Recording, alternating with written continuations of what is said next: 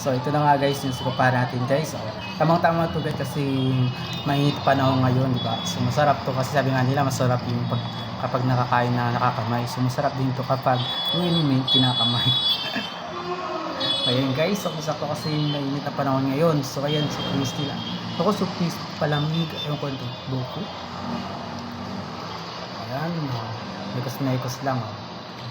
Wow, sarap niyan. Oh. Ayan, oh. Tama. Tama mabenta to kasi tag-init ang panahon ngayon.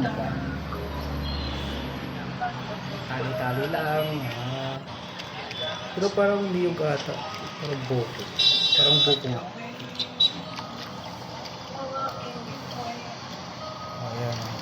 Pero kung ang tawag dyan sa violet na kulay violet tapos yung red. Baka mga ano.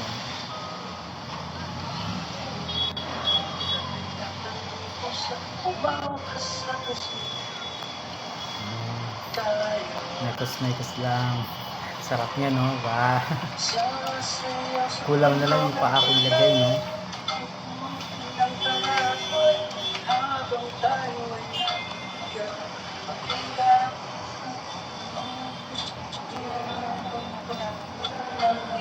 Tali-tali lang. Ayan. Pero baka ganyan talaga kultura nila guys. Sa yun, baka ganyan yung way nila. Kasi Muslim dyan, ganyan nagkakakamay lang nila yung pagluluto. Minsan madumi pero parang lang sa kanila. May kanya-kanya tayong kultura o pamamaraan sa pag-prepare ng food. Pero nga lang, para sa atin chicken yan, pero baka para sa kanila okay lang kasi yung kasanayan nila sa pag-prepare ng food. Yun na talaga yung kultura nila.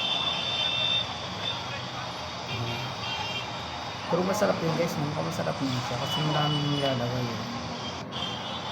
Colorful po, diba? Tamang tama yan kasi tag-init yun. Diba ang ganda tignan? Kulay-kulay. Colorful.